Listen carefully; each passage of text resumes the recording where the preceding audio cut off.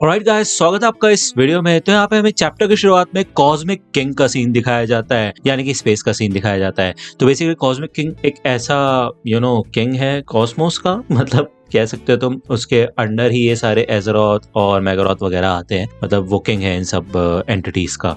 God's का नहीं है, बट ये जो बाकी एंटिटीज है जो कि भाई सूरज वगैरह निकल जाते हैं, समझ रहे हो ना तुम। तो यहाँ पे उसने अपने पास मेगारोथ को बुलाया होता है। तो मेगारोथ कहता है, जी महाराज बताइए, आपने मुझे बुलाया। तो कॉस्मिक किंग कहता है कि एजरोथ की मौत पे हमें काफी दुख हुआ है, लेकिन हमें सुनने में आ रहा है कि तुम 10 गॉड को लेके पृथ्वी पे जा रहे हो, एक छोटे से ग्रह पे। तुम्हें 10 गॉड को ले जाने की क्या जरूरत है? तुम चाहो तो अकेले उस पृथ्वी को निगल सकते हो, तो ऐसा क्यों कर रहे हो तुम? हम मानते हैं कि तुम्हारे पास ये काबिलियत है कि सिर्फ तुम ही गॉड्स को कंट्रोल कर सकते हो, लेकिन पूरी तरह से नहीं। अगर कुछ भी उल्टा हुआ तो वो गॉड्स तुम्हारी जान के ही पीछे पड़ जाएंगे, ये याद रखना। तो मेगारोथ कहता है कि जी महाराज, मुझे इस चीज का ध्यान है, लेकिन वो कोई मामूली ग्रह नहीं है। उस ग्रह पे एक ऐसी शक्ति है जो कि हम सबका सर्वनाश कर सकती है। आप जानते ही है कि एजरोथ कोई ऐसा जीव नहीं है जिसको इतनी आसानी से हराया जा सके। सच में वो काफी ज्यादा ताकतवर हुआ करता था। मैं जानना चाहता हूँ वहां जाके कि वो कौन सी शक्ति है जिसने एजरोथ को हराया है, और मैं उसको खुद भी जाके चुनौती देना चाहता हूँ। तो कॉस्मिक किंग कहता है, उसके लिए फिर तुम्हें 10 गॉड को साथ ले जाने की जरूरत क्यों पड़ रही है? तुम अकेले भी जा सकते हो। तो मेगारोथ कहते हैं कि जी महाराज, मुझे पता है ये ठीक नहीं रहेगा, लेकिन जब मैं वहां पहुंचूंगा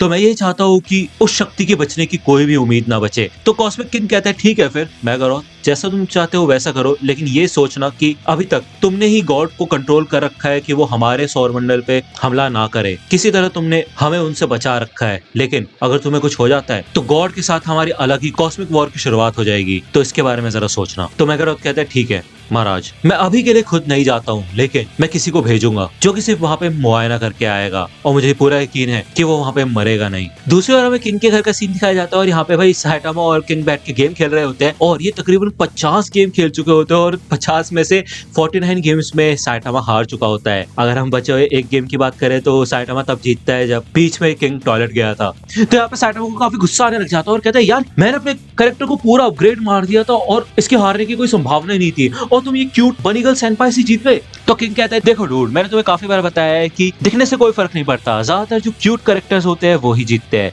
लेकिन तुम कभी क्यूट कैरेक्टर चूज ही नहीं करते। उनकी पावर सच में काफी कमाल की होती है।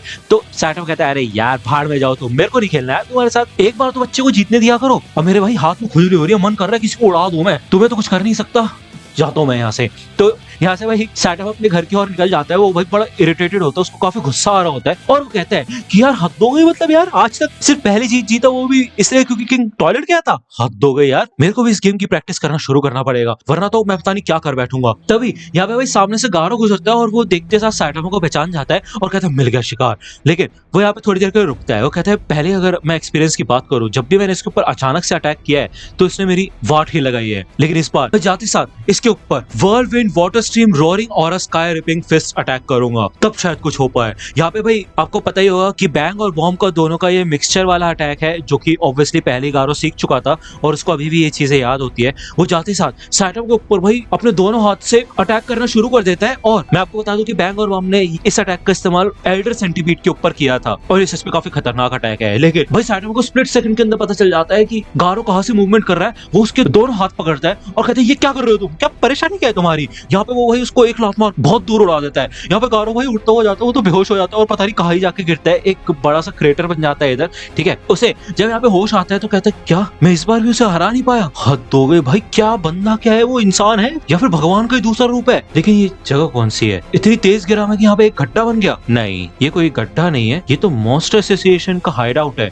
तो यहाँ पे गारो को काफी तगड़ी लगी होती है और वो यहाँ पे घूमना शुरू कर देता है। वो देखता है कि कैसे जब वो पहले यहाँ पे आया था तो काफी बेसमेंट वगैरह थे, लेकिन अब यहाँ पे सब कुछ सपाट हो चुका होता है। यहाँ पे अभी भी कुछ टनल्स वगैरह होते हैं। जब वो उनके अंदर जाता है तो उसको कुछ आवाज सुनाई देती है। उसे लगता है कि यहाँ पे आसपास कोई मॉन्स्टर है और वो उसके साथ अपना हाथ तो साफ कर ही सकता है। वो जब यहाँ पे अंदर जाता है तो उसे दिखाई देता है कि एक गोल सा छेद होता है, उस छेद के अंदर काफी ज्यादा अंधेरा होता है। उसको समझ नहीं आता ये क्या है, लेकिन वो उसके अंदर जब झांकता है तो उसको एक बहुत बड़ा सा स्ट्रक्चर दिखता है। भाई ये स्ट्रक्चर नहीं बल्कि गॉड होता है, जो कि यार मॉन्स्टर एसोसिएशन के हाइड आउट के नीचे है। यहाँ पे गारो ये सोच ही रहा होता है कि ये चीज है क्या, और वो जब उसे टच करके देखता है तो अचानक से उसकी सारी की सारी मेमोरीज वापस आ जाती है। लेकिन ये सारी चीजें उसको पहले से जेनोस के कोर्स से पता चल गई थी, तो उसके लिए वो कोई नई चीज नहीं होती। हाँ, लेकिन ये एहसास बिल्कुल अलग होता है। वो खुद सोचता है कि एकदम से हुआ क्या। तभी गॉड कहता है कि मेरे बच्चे, तुमने अपनी ताकतों को बिल्कुल अच्छे से इस्तेमाल किया था और मुझे उम्मीद है कि वो ताकतें तुम्हें फिर से चाहिए होंगी। तुम्हें कुछ करने की जरूरत नहीं है, बस मुझे एक बार और छुओ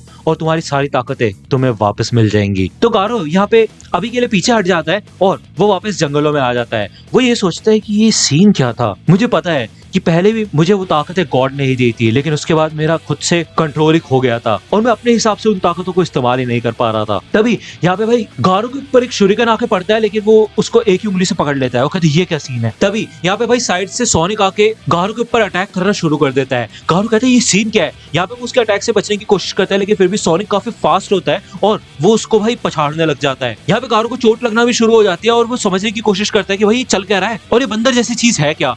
तभी वो यहाँ पे अपना भाई वॉच डॉग मैन वाली टेक्निक का इस्तेमाल करता है और वो चारों तरफ पेड़ों पे कूदना शुरू कर देता है और बहुत ही फुल स्पीड में सोनिक के आसपास घूमने लग जाता है। और जब सोनिक को पता नहीं चलता कि भाई गारो किधर है, तभी भाई पीछे से आकर गारो उसको इतनी तेज मुक्का मारता है ना कि भाई सोनिक के तो होश उड़ जाता है और वो बेहोश हो जाता है। गारो सोनिक के पास आता है और कहता है ये चीज क्या है, मॉन्स्टर है या फिर कोई इंसान है, भाड़ में जाए, मुझे वैसे भी कोई फर्क नहीं पड़ता, अभी के लिए मेरा एक ही टारगेट है जो कि है साइटामा। तभी सोनिक कहता है कि क्या साइटामा, तुम साइटामा को जानते हो। तो गारो कहता है कि जिंदा हो तुम अभी तक। तो सोनिक कहता है कि हाँ, वो मेरा भी दुश्मन है, लगता है उसने तुम्हारी भी बैंड बजाई थी, तो क्यों ना तुम मेरे साथ मिल जाओ और हम दोनों मिलके उसको हराएंगे। तो गारो कहता है कि हाँ, मैं अकेला ही काफी हूँ, समझे। ये बोल के वो यहाँ से निकल जाता है। आपको तो पता है यार, गारो अकेले ही काम करता है और उसे किसी और की सपोर्ट की जरूरत नहीं है। दूसरी ओर हमें तात्सुमाकी के घर का सीन दिखाया जाता है और यहाँ पे मॉब लेटा होता है। तभी उसके सामने एक छोटा सा पोर्टल खुलता है और उसमें से एक ब्लैक एनर्जी टाइप निकलती है। मॉब उसको घूरने लग जाता है और थोड़ी देर बाद फुबुकी यहाँ पे अंदर आती है। जब फुबुकी देखती है तो यहाँ पे मॉब खड़ा होकर खिड़की से बाहर देख रहा होता है और फुबुकी कहती है, हे मॉब, क्या कर रहे हो तुम, बाहर किसे देख रहे हो तुम। तो यहाँ पे जब वो मॉब के पास आती है तो भाई मॉब की आंखें काली हो चुकी होती है और मॉब घूमता है और यहाँ पे भाई वो फुबुकी के ऊपर ही अटैक कर देता है। इस घर में बहुत तगड़ा एक्सप्लोजन होता है और फुबुकी की हालत काफी खराब हो चुकी होती है। यहाँ पे तात्सुमा शॉपिंग करने के लिए गई होती है और जब वो यहाँ पे घर के पास पहुंचती है तो वो देखते हैं उसके अपार्टमेंट में से यहाँ पे काफी धुआं निकल रहा होता है और हीरो एसोसिएशन की सिक्योरिटी वहां पे पहुंच चुकी होती है। जब वो यहाँ पे आती है और वो पूछती है कि क्या हुआ मेरे घर को, और मॉब कैसा है, किधर है मेरा बेटा। तो गार्ड्स कहते हैं कि मैम, हमें आपकी सिस्टर मिली थी और उसको अभी हीरो एसोसिएशन मेडिकल सेंटर पहुंचा दिया गया है, लेकिन आपके बेटे का कोई आता पता नहीं है। क्या बोल रहे हो, फुबुकी को क्या हुआ क्या था, आप कोई बताएगा मेरे को। तो वो गार्ड्स कहते हैं कि मिस तात्सुमाकी, सिक्योरिटी फुटेज से हमें यही पता चला है कि एकदम से आपके घर में एक्सप्लोजन हुआ था और काफी हाई एनर्जी रीडिंग्स पाई गई थी। हमें माफ करना, लेकिन इसके अलावा हमें और कोई इन्फॉर्मेशन नहीं पता है। यहाँ पे जब तात्सुमाकी हॉस्पिटल पहुंचती है तो यार उसकी सिस्टर यहाँ पे बेहोश होती है और उसको होश नहीं होता। यहाँ पे तात्सुमाकी साइटामा को कॉल लगाती है और यहाँ पे भाई साइटामा तो आराम से घूम रहा होता है।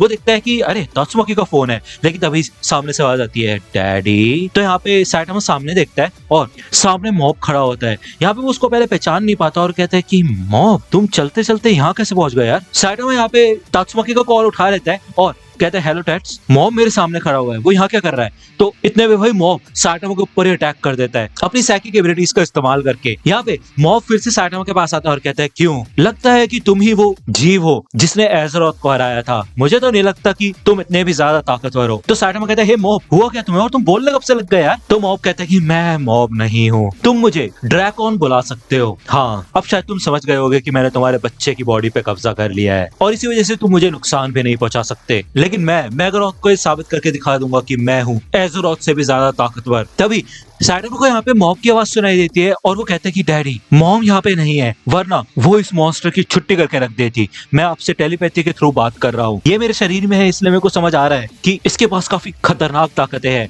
और इसको मेरी ताकतों के बारे में नहीं पता है। मैं आपके मन को अपने मन के अंदर लेके आ सकता हूँ और उसके बाद आप मेरे मन में इस मॉन्स्टर से लड़ सकते हैं। मुझे पता है कि असली दुनिया में आप काफी ताकतवर है डैडी, और मुझे पूरा यकीन है कि दिमागी दुनिया में भी आप बहुत आगे होंगे। तो साइटामा मन में कहता है, यार दिमाग की बात मत करो, आज ही मैं किंग से 49 गेम्स हार के आया हूँ। तो मॉब कहता है कि फोकस डैडी, फोकस, मुझे पूरा यकीन है कि आप ऐसा कर सकते हैं और वैसे भी आप तो दुनिया के सबसे बेस्ट हीरो है कि नहीं। तो यहाँ साइटामा स्माइल करता है और इधर पूरी तरफ लाइट ही लाइट हो जाती है। साइटामा एक बहुत अलग जगह पे आ चुका होता है और उसके सामने यहाँ पे ड्रैकन अपने असली रूप में खड़ा होता है। वो कहता है कि तुम अंदर कैसे आ गए, ऐसा हो ही नहीं सकता। तो साइटामा कहता है कि मुझे अभी और भी काम है और मेरे पास फालतू समय नहीं है तुमसे बात करने का, समझे। यहाँ पे साइटामा आगे बढ़ता है और ड्रैकन के ऊपर एक पंच मारने वाला होता है ये किस्सा खत्म करने के लिए, लेकिन भाई पंच उसके आर पार हो जाता है, उसको साइटामा टच ही नहीं कर पाता। और ड्रैकन कहता है कि यही तो बात है, तुम्हें फिजिकल दुनिया की आदत पड़ी हुई है जबकि ये लड़ाई मेंटल है। अब मैं तुम्हें दिखाता हूँ कि दर्द क्या होता है। यहाँ पे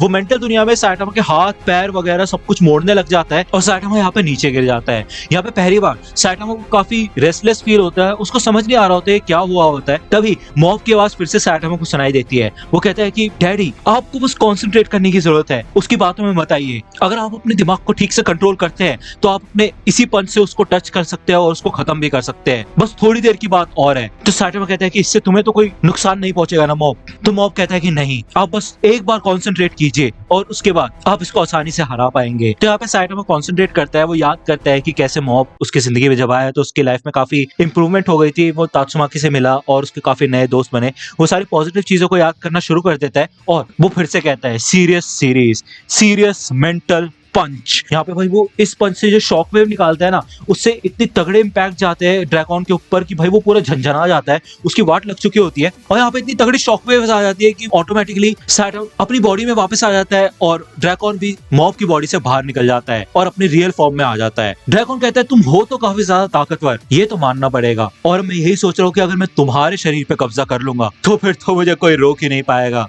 यहाँ पे ड्रैकन साइटामा के दिमाग के अंदर घुसने की कोशिश करता है तो उसको एहसास होता है कि साइटामा के दिमाग का बैरियर इतना ज्यादा खतरनाक है कि भाई वो उसके दिमाग में घुस ही नहीं सकता है। वो फिर भी अपनी पूरी कोशिश करता है और कोशिश करते करते वो थोड़ा सा जब आगे बढ़ता है तो भाई वो खुद ही जलने लग जाता है और उसकी वाट लगने लग जाती है। यहाँ पे साइटामा ने अपने दिमाग के अंदर उसको बंद कर लिया होता है और ड्रैकन काफी बुरी तरह से चिल्लाता है और कहता है क्या जानवर हो तुम, मुझे पता था तुम ताकतवर हो लेकिन मुझे ये नहीं पता था कि तुम्हारा दिमाग उससे भी ज्यादा ताकतवर है। यहाँ पे भाई उसकी तो चिथड़े उड़ जाते हैं और वो यहाँ पे मर जाता है और इधर मॉब जमीन पे बेहोश लेटा होता है। यहाँ पे साइटामा उसे अपनी गोदी में उठाता है और फिर से तात्सुमाकी को कॉल करता है। तात्सुमाकी कहती है तुम कहाँ पे हो गंजू, इतनी देर से फोन कर रही हूँ मैं तुम्हें। तो साइटामा कहता है कि आज ऐसा कुछ हुआ जो मैं तुम्हें बता नहीं सकता, अभी कहाँ पे हो तुम। तो तात्सुमाकी यहाँ पे साइटामा को एक्सप्लोजन के बारे में बताती है और वो ये कहती है कि फुबुकी हॉस्पिटल में, तुम जल्दी से यहाँ पे आ जाओ। तो साइटामा इधर मॉब को लेके हॉस्पिटल पहुंचता है और तात्सुमाकी कहती है कि हे गंजू, मॉब तुम्हारे पास था क्या। तो साइटामा यहाँ पे सारी की सारी बातें तात्सुमाकी को बताता है और वो ये सब सुन के यहाँ पे रोने ही लग जाती है। तात्सुमाकी यहाँ पे बताती है कि घर पे एक्सप्लोजन हुआ था जिससे कि फुबुकी काफी बुरी तरह से घायल हो चुकी है, मुझे बस ये उम्मीद है कि वो जल्दी से ठीक हो जाए।